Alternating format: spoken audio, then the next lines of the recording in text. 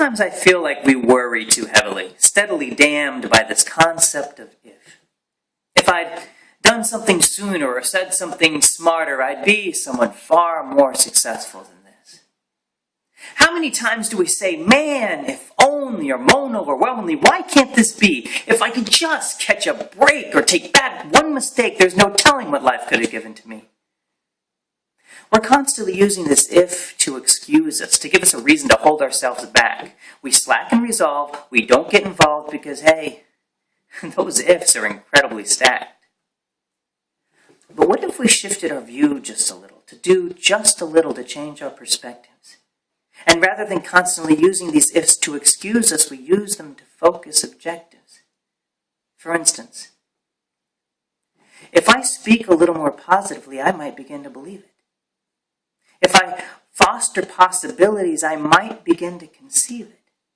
And if I can begin to conceive a direction that begins with an action and ends with results, then it may just inspire me, may just set fire to something inside me that wants to revolt against anything stagnant or bored or complacent or statement to say that it cannot be done. I'll brandish this if on my chest with a vengeance and say to the world, I have not yet begun.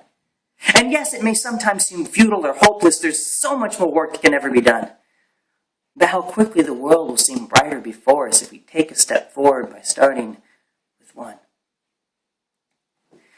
If we can teach one child to believe in herself, or one father to put down his drink for one night, or one broken spirit to move beyond shame, or one angry bloke to decide not to fight.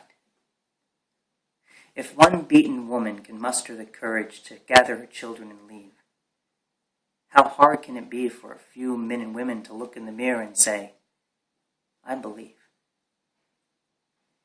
If one person cares enough, and one person dares enough, and one has the heart and compassion to share enough, if one person plans enough, and one takes a stand enough, and one has the passion and one gives a damn enough, if one individual can speak to another and gather a force to be reckoned with, I challenge us now to think of one problem that cannot be solved if we ask ourselves,